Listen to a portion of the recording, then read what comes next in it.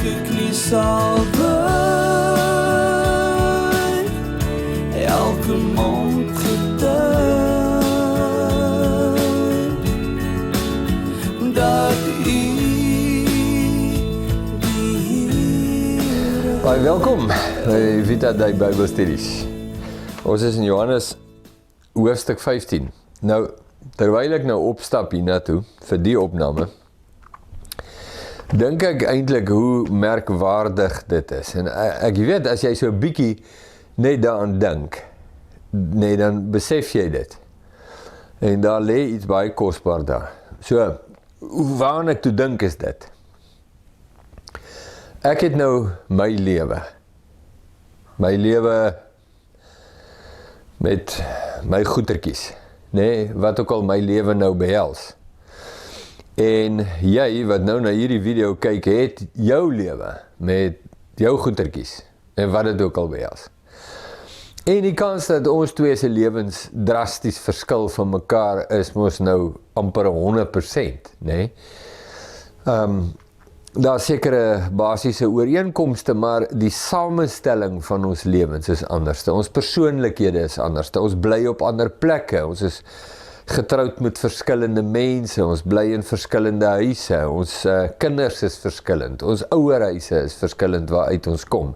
Die omstandighede waarin ons bevind is verskillend. Die weer is verskillend.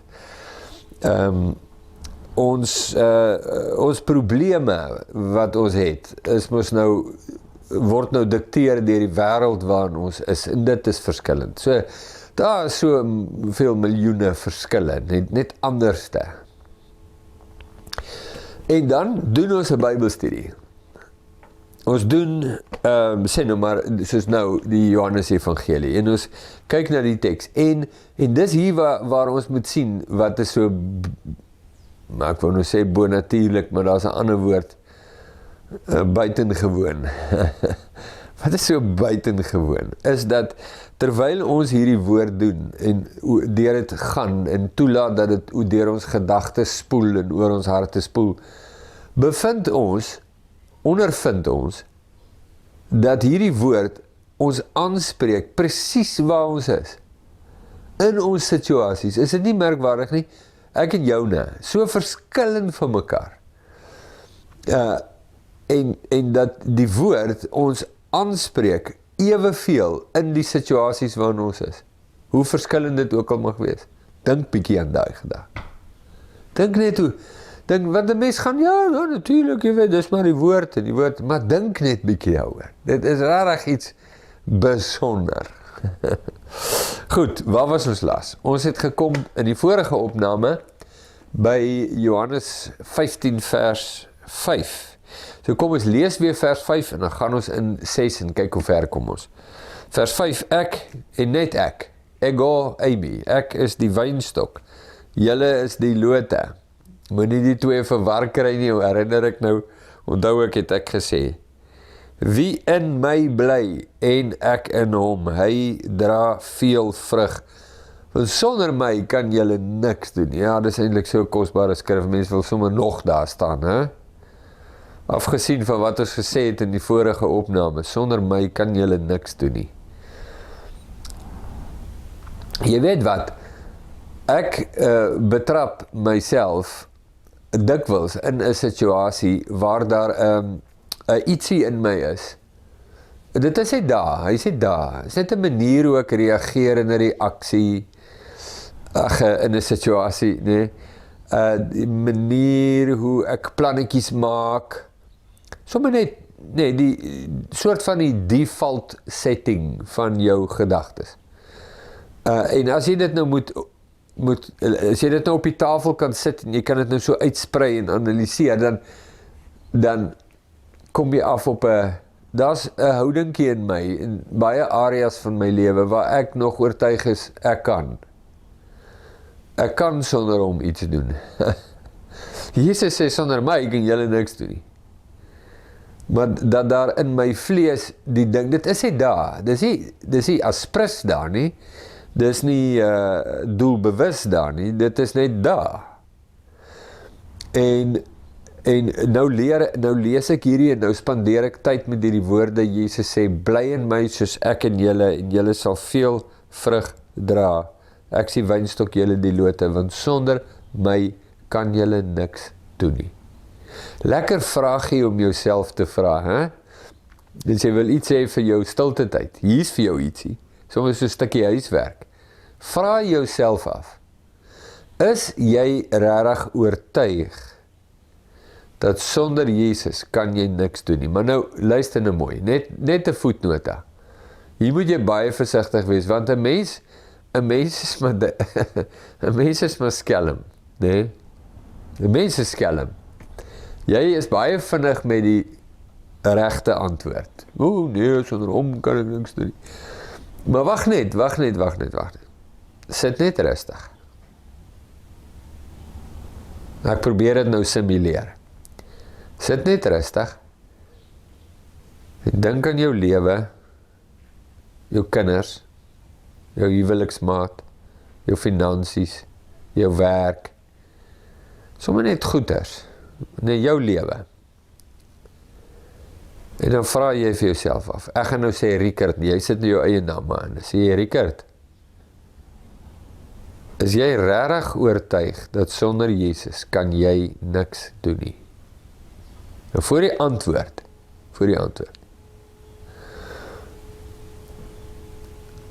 Jou reaksie in hierdie situasies sal vir jou sê wat jy regtig glo. So hier gaan dit nie oor kognitiewe rasionaliteit nie. Hier gaan dit oor, kyk na jou reaksies in situasies. En lei af uit jou reaksies, wat glo jy regtig? En kyk, is jy regtig oortuig dat sonder Jesus kan jy niks doen nie? Dis 'n baie belangrike ding, nee, want nou, dit mag wees dat jy agterkom,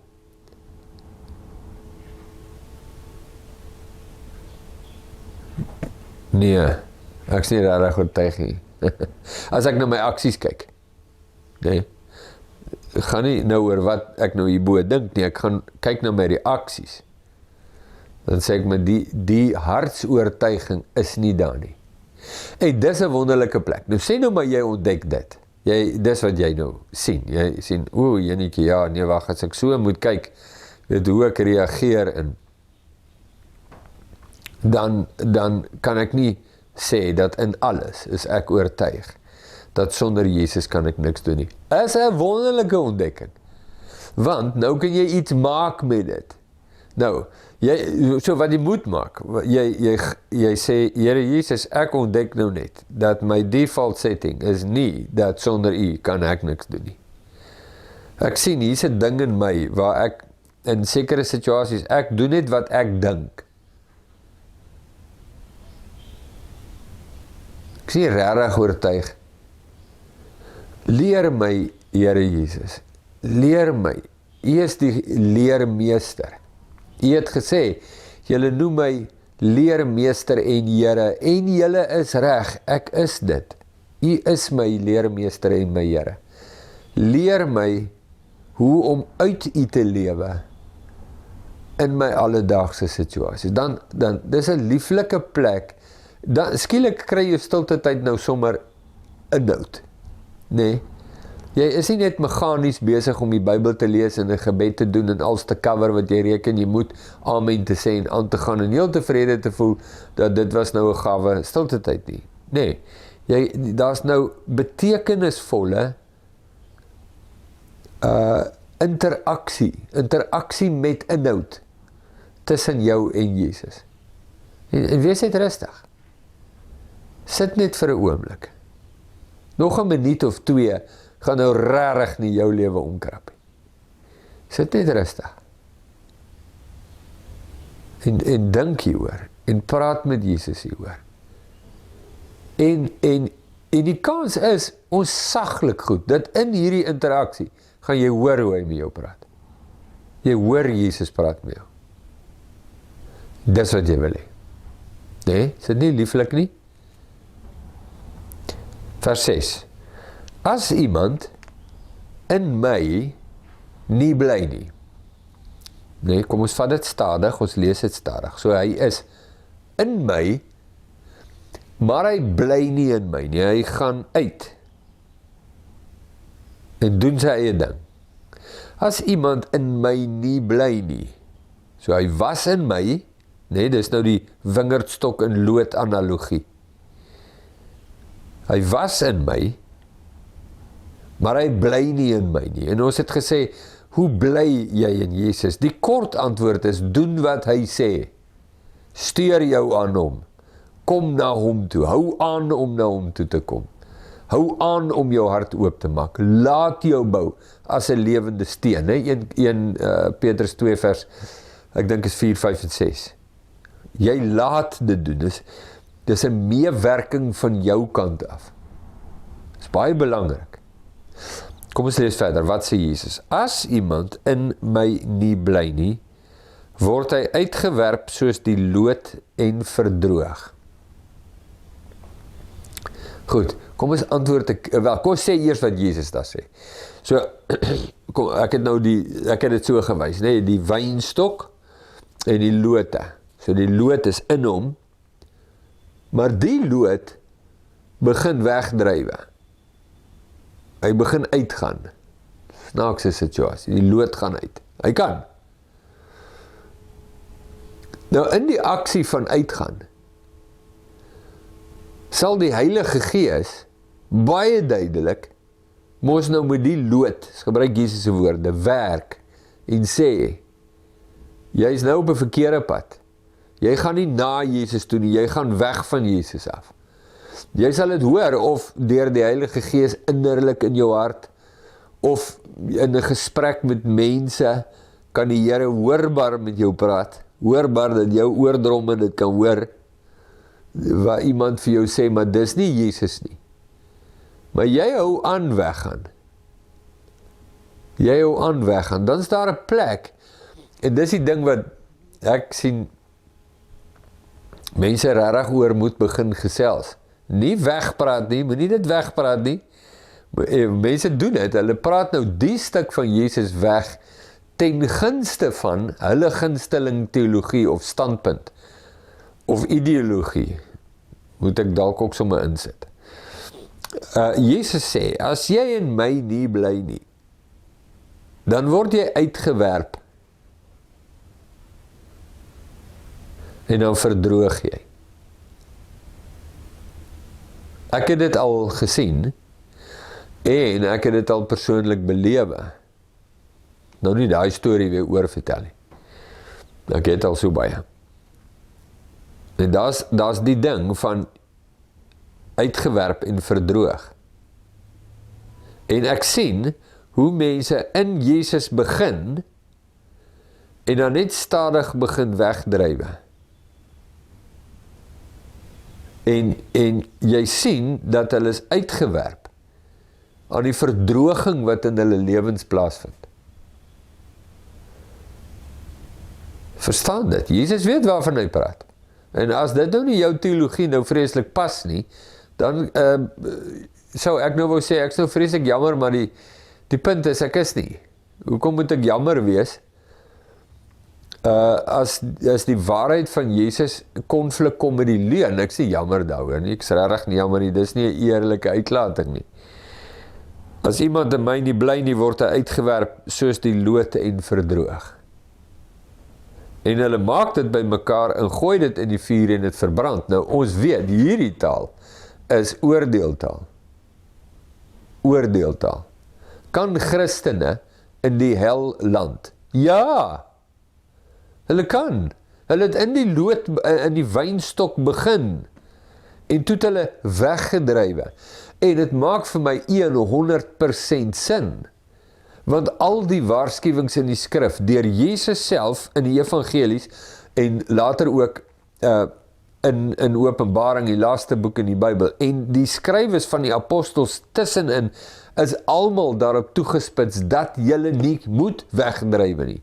Nou waarom waarsku dat julle nie moet wegdrywe nie, as dit onmoontlik is om weg te drywe, asof daar soort van, ek weet nou nie wat om te skryf nie, kom ons sê nou maar dit. Dat bestaan nie so nie, ek lees nou die dag, Kolossense in die IFJJ hier teen die Sondag, nou lees ons die laaste gedeelte van Kolossense, want dit is so lieflik waar hy sê, soos wat julle Christus Jesus die Here aangeneem het, wandel so in hom. En dan sê hy hierdie woorde by, ek wil dit gou net vir jou lees, wandel in hom, gewortel en opgebou in hom, bevestig soos julle hom aangeneem het, wandel in hom, gewortel in hom, nee, dis nou lekker die taal van Johannes 15, in die geloof soos julle geleer is, pas op dat niemand julle as 'n buit wegvoer nie, deur die wysbegeerte en nietige misleiding, volgens die oorlewering van die mense, volgens die eerste beginsels van die wêreld, en nie volgens Christus nie. Jy kan as 'n buit weggevoer word. Weet jy wat is die taal? Nee, kom nou, die een weermag, praat nou die tyd van wat hierdie geskryf is, die een stad val daai stad aan, die een stam val daai stam aan, en dan gryp hulle, maak natuurlik die klomp mense dood, en dan kry hulle 'n klomp mense wat hulle as slawe wegvoer, vat hulle uit, en verkoop hulle as slawe reg deur die wêreld. Afrika is een van die grootste geskiedenisse daarin, hoe onderlinge Afrika stamme met mekaar oorlog maak, en die wat nie doodgemaak is nie, verkoop hulle dan as slawe aan die Arabiere. Die Arabiere vat hulle na Bagamoyo in Tanzanië, van Bagamoyo af gaan hulle in bote na Zanzibar, en daar word hulle op die wêreldmark verkoop as slawe, reg oor die hele wêreld. Nee, van die bekendste, mees deeglikste opgetekende slawehandel in die tyd van die slawehandel. So, Paulus gebruik die taal om te sê, pas op, dat niemand julle as 'n buit wegvoer, kom julle gevangene neem, en julle wegvat van Christus nie. Nee, nou, hoe gebeur dit? Is, hulle beïnvloed jou denke, hulle beïnvloed jou hart, hulle sê vir jou goeters, nee, wat hulle indruk tussen, ek weet nie, ek moet dit nou so al vir my in 'n prentjie voorstel, my verbintenis met Jesus, waar Jesus die absolute alfa en die omega is, en mense kom met hulle leringe, en druk baie dun stukkies, kom ons sê nou maar hout, daar tussen 'n dun in die begin, en word al dikker en dikker, om my daarvan weg te kry, met hulle leringe, totdat ek los is van Jesus, en my oë begin fokus, en my hart begin fokus op al hierdie ander leringe van, wat die plek van Jesus begin inneem, en ek is los, en hulle kan my as 'n buit wegvoer, nie volgens Christus nie. Hulle leringe is nie volgens Christus nie, is volgens die oorleweringe van die wêreld, en volgens mense, nie volgens Christus nie. En in die Nuwe Testament sien ons in die tyd van die groot kerkplantings, wat plaasvind deur die bedieninge van die apostels, en besonder die van Paulus, met sy sendingreise, sien ons hoe mense by Jesus uitkom, aan Jesus verbind word, onder die lering van Paulus staan, en die herderskap, en dan gaan hy weg, en die oomblik wat hy weggaan, dan kom daar mense in, met hulle leringe, om die mense te kry, om van Jesus af weg te draai, as die alfa en die omega van alles, en hulle kom met Sabbat, en hulle kom met die besnydenis, en hulle kom met die wette, en hulle kom met allerlei ander goed, om daarin te druk, totdat hulle los kan kry van Jesus, sodat hulle kan vat, waarheen hulle ook al wil vat. Hierdie is 'n baie belangrike waarskuwing van Jesus, en net om sonder meer uit die heup te skiet en sê, nee, dit kan glad nie gebeur nie, want niemand sal jou uit sy hand ruk nie, dis maar my gunsteling versie, sê die een nou vir my, hy is maar die ou versie waarna hy vashou, dan sê ek, okay, ek hoor jou, maar wat jy vir my sê is, jy gebruik die een versie om Jesus se waarskuwing te kanselleer. Jy kan nie die Bybel so gebruik nie. Jy kan nie die Bybel as wapen teen die Bybel gebruik nie. Kan dit net nie doen nie. So, weet Jesus waarvan hy praat hier? Ja, dit is 'n baie ernstige pastorale woord tussen Jesus en sy disippels oor 'n werklike situasie wat kan plaasvind in hulle lewens. Hy praat met hulle. Hy sê, as iemand in my nie bly nie, word hy uitgewerp soos die lood en verdroog, en hulle maak dit by mekaar, gooi dit in die vuur en dit verbrand, en by die laaste oordeel is die oordeel van God oor hulle. Wat maak dit nou met die eenmaal gered, altyd gered teologie? Luister, Luister, ek is nie 'n aanhanger van 'n teologie of 'n beweging of 'n organisasie of 'n denominasie nie. Nie een van hulle is my Here en my verlosser nie. Maar Jesus is. Ek luister na die woorde van Jesus. En ek vat dit kop toe soos die seentjie sê. Jesus weet waarvan hy praat. As hy die gelowiges waarsku dat dit kan gebeur, dan kan dit gebeur. Dan kan ek nie net vir my 'n ander versie kry om hierdie net 'n streep deur te trek nie. Jy sien, dit is 'n ernstige saak. Is Jesus wie hy gesê het hy is? Want as hy is, dan sy woorde hulle gewig in goud werd. Dan weet hy waarvan hy praat. So hy weet waarvan hy praat, en ons hou daarby. Hy gaan verder, hy sê, as julle, nou die teendeel, in my bly, en my woorde in julle, sal julle vra wat julle wil hê, en julle sal dit verkry. En weet jy wat is my lieflik hiervan? As julle in my bly, en my woorde in julle sal, dis 'n voorwaarde, sal, as jy in my nie bly nie, sal jy verwyder word en verdroog en by mekaar gemaak word en in die vuur gegooi word. As jy in my bly en my woorde in julle, sal julle vra. Dis als voorwaardes wat Jesus hier stel. Nou, as jy in my bly en my woorde in julle, sal julle vra net wat julle wil. Dis vir my 'n verskriklike, lieflike, intieme ding daar, wat my persoonlik, op 'n persoonlike vlak, geweldig aanspreek vir redes nou, en bedien. En dit is die feit, dat my aanbidding van Jesus nie 'n kliniese saak is. Hy is die groot baas in die hemel, en hy is, die absolute meester, die baas. Hy is die groot baas. As hy praat, reageer die kragte van die heelal. En ek aanbid hom, elke knie sal buig en elke tong bely dat hy die Here is. Hy is die Here, hy is nie net die Here nie, maar hy is ook my Here. Nee, twee baie belangrike dinge. Die duiwels weet dat hy die Here is, maar hy is nie hulle Here nie. Hy is die Here. Daar is groot verskil daar. Nee, groot nuances en belangrike waarhede wat jy daar sien. Hulle sal reageer teenoor hom wanneer hy hulle direk aanspreek, omdat hy die Here is. Maar hy is nie hulle Here nie. Nee, hulle is in hulle DNA, is hulle in rebellie teen hom, al is hy die Here. Hulle erken hy is die Here, maar hulle rebelleer teen hom en weerstaan sy gesag. Maar as hy hulle direk aanspreek, is daar is net die manier, hulle luister onmiddellik. As hy sê, gaan hulle uit. My te goed dat die duivels vir Jesus om genade vra, en sê, asseblief moet ons nie na waterlose plekke stuur nie, maar stuur ons in die varke in. Vra, hulle wees ons genadig. Hulle rebelleer en hulle wese teen hom. En dan staan hy dit toe, sê goed, gaan in die varke. So 'n merkwaardige interaksie daai. Maar as julle in my bly en my woorde in julle, sal julle vra net wat julle wil hê, en julle sal dit verkry. Dit is vir my iets groot hier.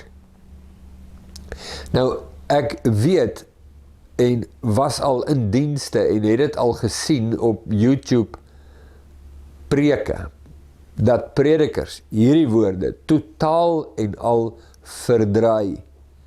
Dit heeltemal losruk uit wat Jesus sê, en dit aan mense bied, dat wat jy ook al wil hê, wat wil almal hê? Geld. Wat wil jy hê? Rykdom, mag, status, gesondheid, eternal youth. Wat wil jy hê? Dis soos Jakobus wat sê, julle bid, maar julle kry nie om dit in julle welliste deur te bring. Julle is nie gerig deur die woord van Christus nie. Julle is nie in hom nie, en sy woorde is nie in julle nie.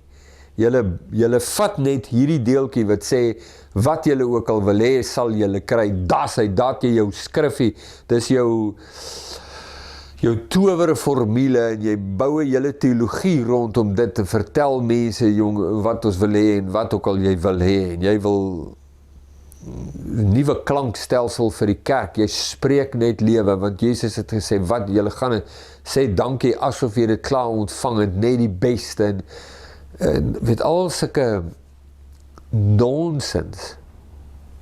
En die vlees val daarvoor soos jy nie kan glo nie, maar daar's iets wat gebeur met 'n persoon wat in Jesus is. Wat beteken dit om in hom te wees?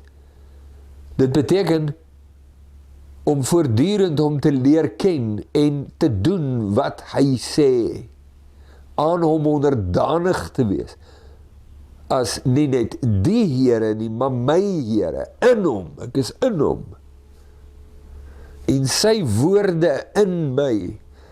Ons het nou by die laaste woordskool, toe praat ons oor Psalm 1, maar sy behaas in die wet van die Here en hy oordink dit dag en nag. Wel geluksalig is die man, wat nie wandel in die raad van die goddelose, nie staan op die weg van die sondaars en nie sit in die kring van die spotters nie, maar sy behaas in die wet van die Here en hy oordink dit dag en nag. Hy sal wees soos 'n boom wat geplant is by waterstrome en sy vrug gee op sy tyd, waarvan die blare nie verwelk nie. Wat 'n lieflike ding om te sê, en hier sê Jesus dit, presies wat in Psalm 1 ook staan. Jy is in hom, jy is in hom en sy woorde in jou. Jy steur jou aan sy gesag, jy steur jou aan wat hy sê, jy steur jou aan wie hy is, om hom te leer ken en om aan hom gehoorsaam te wees, is die drywende krag in jou lewe. Daar's dan 'n kosbare stuk reaksie wat plaasvind tussen jou en die Here. En dit is dat hy ag slaan op jou lewe. Hy slaan ag op jou lewe. Nou ek kan aan een situasie dink waar Paulus vir Jesus gevra het wat hy wil hê en Jesus het gesê nee. Nou kan 'n mens sê, dit is in 2 Korintiërs 12, kan 'n mens sê, maar dis mos nou 'n weerspreking van Jesus wat sê, as julle in my bly en my woorde en julle sal julle vra net wat julle wil en julle sal dit verkry. Daar's 'n voorbeeld van Paulus wat iets gevra het, maar dit toe nie gekry het nie. So dis dan mos nou nie wat hier staan nie.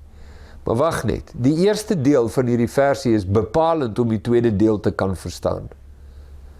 Die belangrike ding daar is nie vra net wat julle sal wil hê en julle sal dit kry nie. Die belangrike deel daar is bly in my en my woorde in julle. En daar's interaksie tussen my en Jesus. En Jesus het Paulus se versoek om die engel van die Satan wat hom in die vuis te slaan te verwyder aangehoor. Hy hoor dit. En daar's interaksie tussen Paulus en Jesus. En Jesus sê Paulus, ek gaan dit hou, ek gaan nie jou versoek toestaan nie, want ek wil jou beskerm. Want die gevaar is daar dat jy jou sal verhef en dat dink jy is iets besonder en dit sal tot jou ondergang lei en ek is te lief vir jou. Ek is te lief vir jou, Paulus. Ek wil jou beskerm. En Paulus laat hom rig deur die gemeenskap tussen hom en Jesus. Dis die belangrikste deel. Hy laat hom rig. Hy vra 3 keer, want dit is vir hom ernstig, en hy kom weer en hy praat met Jesus, sê, Here, ek hoor nou, jy het gesê nee, maar ek wil dit net weer voor u stel, asseblief Here Jesus, hierdie saak is groot, en Jesus sê vir die 2de keer nee, en Paulus gaan vir die 3de keer, en sê, Here, ek hoor wat u sê, u is my Here, ek buig voor u, ek gee my lewe vir u, maar ek vra vir u asseblief, wees genadig in my, en die 3de keer sê Jesus weer nee, en sê, Paulus, ek hoor wat jy sê, ek verstaan wat jy sê, maar daar is iets hier wat jy nie raak sien nie. En ek wil hê jy moet dit raak sien. Wanneer jy swak is jy sterk. En ek wil jou eintlik beskerm teen jouself. So ek weet dis nie lekker nie. Ek verstaan dit baie goed. Ek het ook op die aarde gewandel, gelewe net soos jy. Beleef al die dinge wat jy beleef. oorgelewer aan al die dinge waarin jy oorgelewer is. Ek het ook die pad van die kruis gestap. Ek moes ook kies tussen vir die Vader vra om hierdie beker van my te verwyder, wetende dat wat ek die Vader ook al vra hy vir my sal gee. Maar belangriker as dat hy vir my gee wat ek vra, is dat ek aan hom onderdanig is. Nee, die absolute teken van iemand wat in hom bly en sy woorde in my, ek in hom, sy woorde in my, ek laat my rig deur hom. En dan is daar nou die voorbeeld van iets wat ek vra. Jesus sê, sal julle vra net wat julle wil en julle sal dit verkry. Maar Paulus het 'n antwoord gekry, hy het nie sy versoek gekry nie, want daar was 'n belangrike rede hoekom hierdie versoek nie wys en nie liefdevol is in Paulus se lewe nie. Maar daar's baie dinge waarvoor Paulus gevra het, wat hy gekry het, maar dit wat hy vra, word gerig deur sy verbintenis met Jesus. Sien, dis die een groot deel wat ek graag in 'n preek wil hoor. Ek wil hoor dat mense oor hierdie skrifgie preek, maar nie die verdraaide weergawe nie. Ek wil hoor dat hulle die klem van hierdie gedeelte laat val waar dit hoort. En dit is bly in my woorde in julle. Wat beteken dit? Wat behels dit? Ek wil hê, as ek na so 'n preek luister, ek wil onder andere hê dat ek 'n soortgelyke indien nie dieselfde voorbeeld sal hoor van 2 Korintiërs 12 waar Paulus vir Jesus iets vra en dit nie kry nie. Hoe werk dit? Wat is die belangrike fokus hier? Maar dit is ook die belewenis in die lewe van 'n disipel en ek het dit al belewe net tot my totale verbasing dat ek vir Jesus iets vra. En dan sal ek nou sê, nee, ek gaan julle sê, wat het ek gesê? Ek vra vir die Here 'n saak, ek gaan nou nie sê wat die saak is nie, maar dan sê ek, Here, ek weet, dis nie belangrik nie. Ek weet, dis nie belangrik nie, ek weet, dit het nie ewigheidswaarde nie, of wat ek nou kan sien nie, maar dit is iets wat in my hart is, dit is vir my net so belangrik, en ek weet, u hoef dit nie te gee nie. U hoef dit nie te doen nie. En as u dit nie doen nie, is ek nie slegter af nie. En as u dit nie doen nie, is u steeds my Here, en ek aanbid u steeds dat u woord waar is, u karakter betroubaar is, en dat u in beheer is. Maar ek lê hierdie saak voor u, Here Jesus, en as u dit sou goed dink om dit toe te staan, dit sal wonderlik wees. Maar as u nie dit wil doen nie, dan verstaan ek 100%. En ek is aan u onderdanig in u besluit. En dat die Here Jesus dan dit toestaan. Ek het sulke getuienis. Dan dink ek, daar's geen rede hoekom Jesus dit moes toestaan nie. Daar's nie 'n geestelike dieptyd en 'n diep geestelike rede agter dit, of jy weet, oor die koninkrykswaarde van die saak wat ek voor die Here kom lê, niks van daai nie. Daar's nou nie iets, daar's nie 'n Christelike rasionele ding wat ek daar kon nou, jy weet, soort van staan maak nie. Dit was bloot net die guns en die liefde van die Here Jesus. Hy hoef dit nie te gedoen het nie, maar hy het. En in hierdie verbintenis met Jesus, ek in hom en sy woorde in my, is daar persoonlike interaksie. Met die vrymoedigheid, dat ek vir Jesus, soos ek gerig word deur sy woord, enigiets kan vra.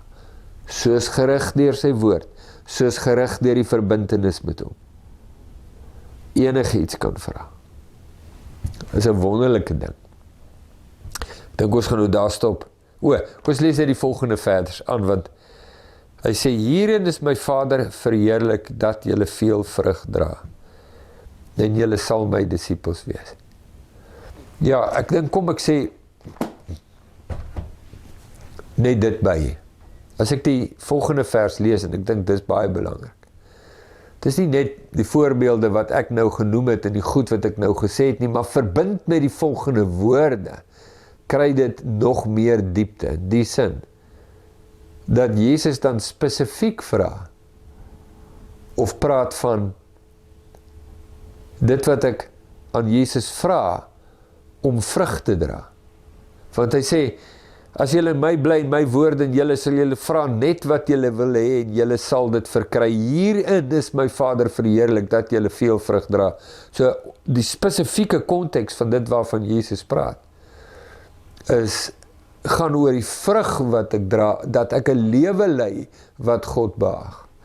As julle in my bly en my woorde en julle sal julle vra net wat julle wil, in dien verstande, die vraag wat ek voor Jesus stel is om 'n lewe te lei wat hom behaag, en julle sal dit verkry. God wil vrug in julle lewe sien. Hy wil hê dat julle veel vrug sal dra, nie net 1 of 2 suurlemoentjies nie, gebruik die voorbeeld van die vorige video. Of 1 en 2 druiwekorreltjies aan die trossie nie, maar swaar druiwetros, groot vrug sal dra. Ek dink dis 'n baie belangrike stukkie konteks. So dis, toe ek nou net die een versie lees, en gee ek nou 'n verduideliking. Dis dit, maar die tweede vers gee vir ons 'n baie meer skerp fokus op Jesus se bedoeling. Met julle sal vra net wat julle wil hê en julle sal dit kry. Dis 'n baie lieflike ding om te verstaan. Ek dink ons stop hierdie opname hier, dan gaan ons aan met die volgende een. En elke knie sal buig, elke mond